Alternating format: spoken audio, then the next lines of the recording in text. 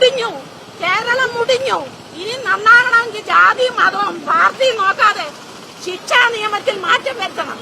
ശിക്ഷാ നിയമത്തിൽ മാറ്റം വരുത്തിയില്ലെങ്കിൽ മുടിഞ്ഞു കേരളം. ഇത് ശരിയല്ല. എന്റെ മോനാന്ന് ഞാൻ സഹിക്കൂല, എന്റെ മോനാന്ന് ഞാൻ സഹിക്കൂല. ഞാൻ ഇവിടുത്തെ ടീച്ചറായിരുന്നു, ഞാൻ ഇവിടുത്തെ പെൻഷൻ പറ്റിയ ടീച്ചറാ. ഞാൻ പ്രതികരിക്കാൻ തന്നെ വന്നതാണ്. എനിക്ക് സഹിക്കുന്നില്ല. ടിവിയുടെ മുന്നേ ഇരുന്നിട്ട് എന്തുവാ ടി വി കാണുന്ന മുഴുവനും? എന്തൊരു സങ്കടമാ കാണുന്നേ.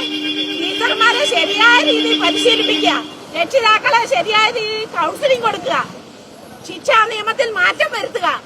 ഗൾഫിലൊക്കെ നടക്കുന്ന ഒരാൾ ശിക്ഷ ഇവിടെ വരണം.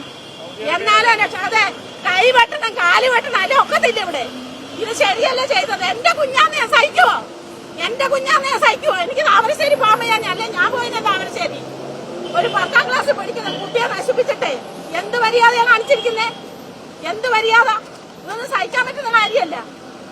ഒരിക്കലും ആ കുട്ടികളെ പരിശീലിക്കത്തെ ആ കുട്ടികളെ ശിക്ഷിക്കണം. മാതൃകാപരമായ ശിക്ഷ കൊടുത്തിരിക്കണം ആ കുട്ടികൾക്ക്. 15 ബാലനിയമങ്ങളെല്ലാം മാറ്റണം. ടീച്ചർമാർക്ക് നല്ല ഒന്നാമത് ചൂരവടി കൊടുക്കണം. ടീച്ചർമാരുടെ കൈ ചൂരവടി വേണം, അല്ലാതെ ഈ ലോകം നന്നാകാൻ പോകുന്നില്ല. അതെ അതെ, ഇവിടുത്തെ ടീച്ചറായിരുന്നു ഞാൻ. അർഹതപ്പെട്ടവർക്ക് അടി കൊടുത്ത് തന്നെ വളർത്തണം. രക്ഷിതാക്കൾക്ക് ശിക്ഷിക്കാൻ പറ്റത്തില്ല, തെറ്റാണ്. രക്ഷിതാക്കൾ കുഞ്ഞുങ്ങളെ ശിക്ഷിച്ചു വളർത്തണം. രക്ഷിതാക്കൾ കുട്ടികളെ ശിക്ഷിച്ച് തന്നെ വളർത്തണം. എന്റെ പേര് കെ രാമേന്ദ്രകുറുപ്പ്. പ്രതികരിക്കാൻ തന്നെ വന്നാൽ ടിവിയുടെ മുന്നേ സഹിക്കാൻ പറ്റുന്നില്ല, അതുകൊണ്ട് വന്നതാണ്.